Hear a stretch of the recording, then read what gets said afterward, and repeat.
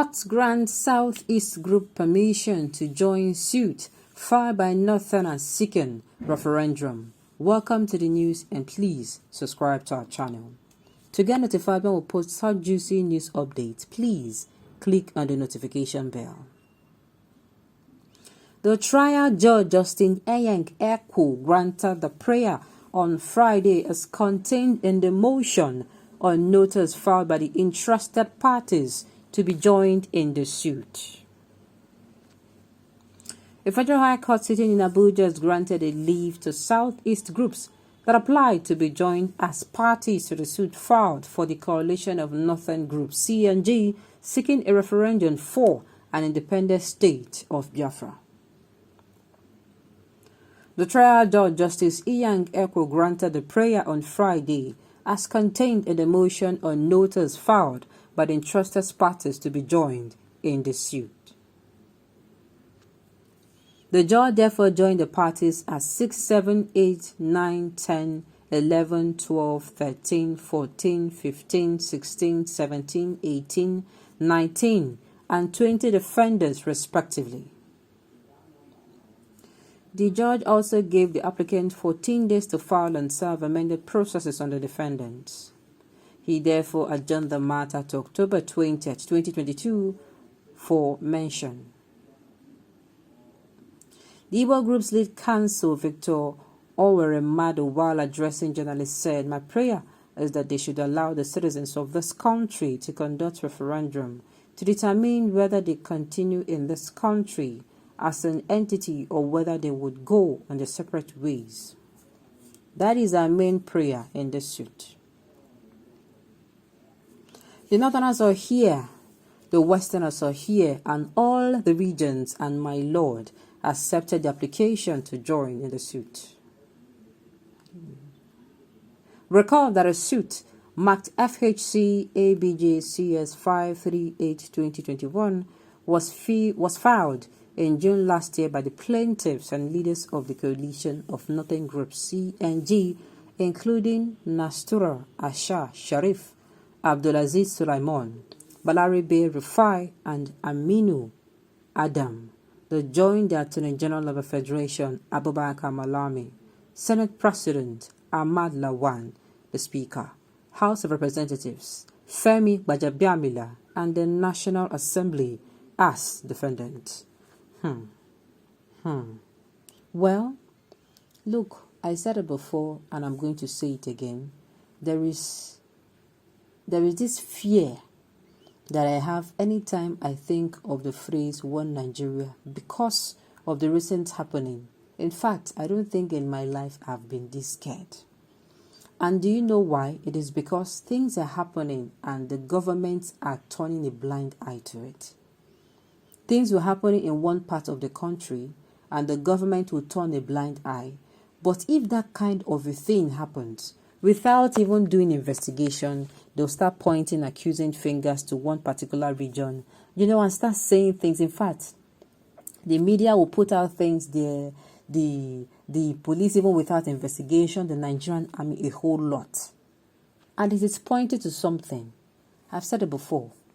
Two cannot come together except they agree.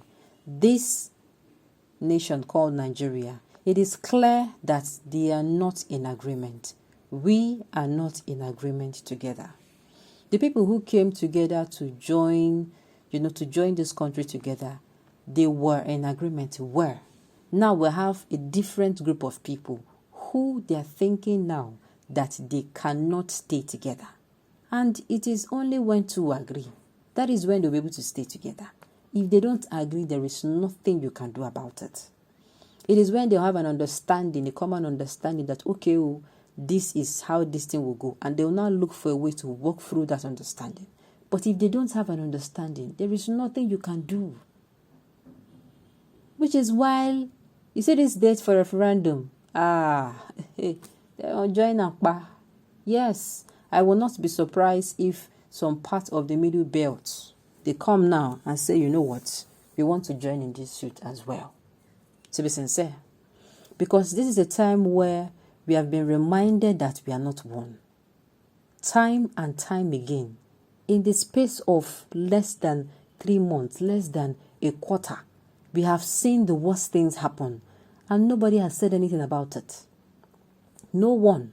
In fact, news will happen. The only thing we are going to hear is how, condolences are sent, is how, this particular people, the president come out and express shock, and that is it. The matter is swept under the carpet. It is very risky. We cannot belong to a country where there is so much bloodletting, and the government refused to blink an eye. Haba, it is too dangerous. We cannot belong to a country where repentant Boko Haram, as they will call it, repentant Boko Harams are giving freedom. Meanwhile, the patriotic citizens are in jail for coming out to say they don't like what the government is doing, for coming out to state their grievances. It's no now. It can't be.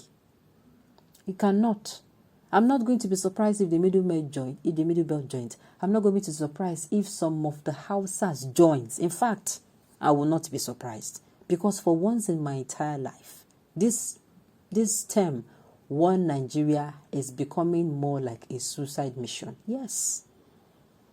I say again, two cannot work together. Not to talk of, we have how many ethnic groups in Nigeria? We have how many religions in Nigeria?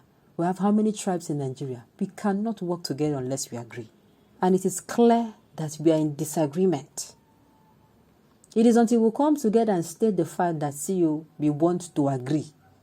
And that togetherness, our government is not even wanting us to come together. The government is more interested in giving advice to other nations. You hear now that South Sudan, they're having issues. Your president will go and tell them, why not hold the part of dialogue? Meanwhile, he forbids him in his own country. What does it tell you? It is clear, crystal clear. So I'm not going to surprise if tomorrow, in fact, all the 6 geopolitical zones come and say, you know what, let's join in this suit. I'm not going to surprise. Nigeria is sitting on a ticking bomb that can explode at any time if we do not do something about it. We cannot continue to say one Nigeria with our mouth, and in our actions, we are actually disuniting it. It is not possible. Our actions and words must be in harmony. It is either we are in or we are out. We cannot be on the fence. One Nigeria is for British gain. Let us go our separate ways.